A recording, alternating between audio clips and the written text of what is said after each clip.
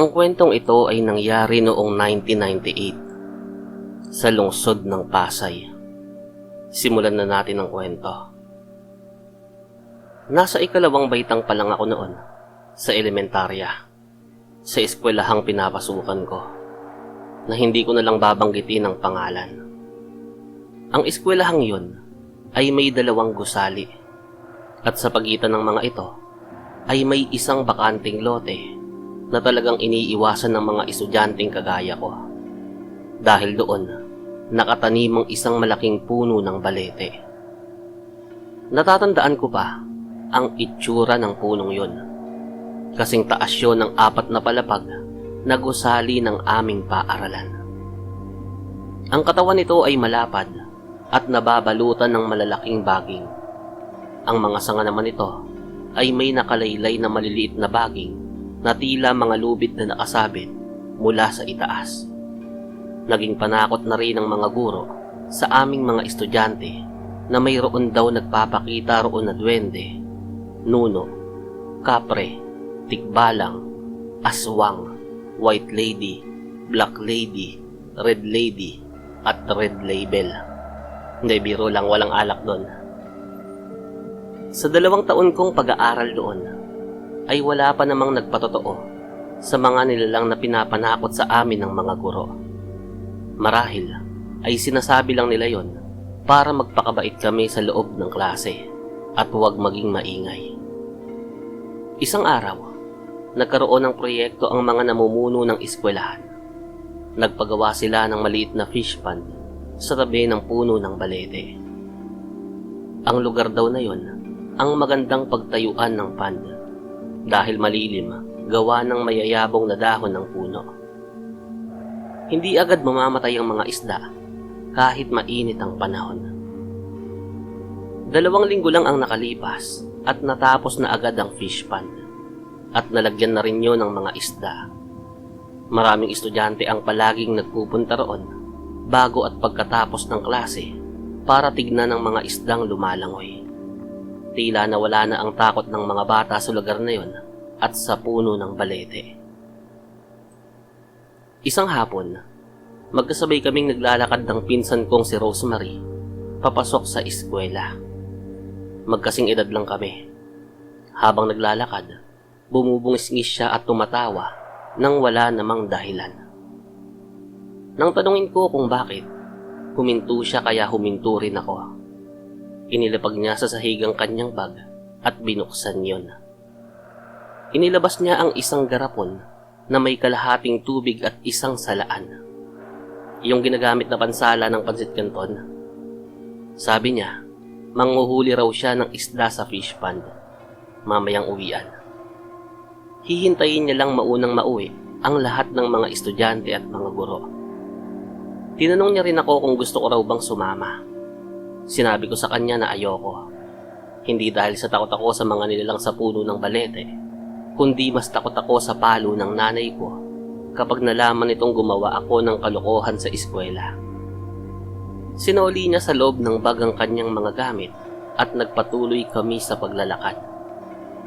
Naisagawa nga ng pinsan ko ang kanyang balak na manghuli ng isda. Subalit ng gabing yun, pagka-uwi ni Rosemary ay nilagnat siya ng matindi. Bumaba naman ang lagnat niya nang punasan siya ng kanyang ina na si Tita Linda. Subalit bigla itong nagwala. Iwinawasiwas niya ang kanyang mga kamay at paminsan-minsan ay lumiliyad ang kanyang katawan. Tumulong na rin ako at ang ate ni Rosemary para hawakan at pigilan siya. Napagod ako sa kakapigil sa kanya. Nagtataka pa ako kung bakit kaya niyang kumawala sa hawak ko, gayong alam ko naman na mas malakas ako kaysa sa kanya. Naiiyak na noon si Tita Linda at ang isa ko pang pinsan. Inutusan na ako ni Tita na tawagin ang lolo namin na isang manggagamot na si Lolo Mario. Nang makarating kami sa bahay nila Tita, agad inilabas ni Lolo Mario mula sa kanyang balot na tela ang isang kalahating kandila, isang bote ng langis na may mga ugat, at piraso ng papel. Sinindihan ni Lolo ang kandila habang may binubulong. Hindi ko maintindihan ang sinasabi niya dahil sa sobrang hina. Gusto ko sanang sabihin na lakasan niya ang boses dahil hindi ko marinig. Kaya lamang ay siguradong dadagukan ako nito. Nang masindihan na niya ang kandila, dinampot niya ang papel at idinigit sa kanyang labi. Magkahalong ihip at bulong din ang ginawa niya rito. Pagkatapos ay idinikit sa ulo ng nagwawalang si Rosemary habang bahagyang idiniriin. Kinuha niya muli ang papel, pinahira ng langis, at itinapat sa ibabaw ng may sinding kandila. Nagkaroon ng imahe ang piraso ng papel. Ang sabi ni Lolo Mario, may kapre raw na nakatira sa puno ng balete sa aming eskwelahan ang nagkagusto kay Rosemary. Nagandahan daw ang kapre sa pinsan ko at gustong gawing asawa. Hindi naman sa pagmamayabang, Captain Kokak, pero kaming magpipinsan ay talagang pinagkalooban ng kagandahan at kabaitan. Medyo may kalokohan lang kung minsan. Inilapag ni Lolo Mario ang papel. Nagbuhos ng langis sa kanyang mga palad at inihaplos ito sa ulo ni Rosemary.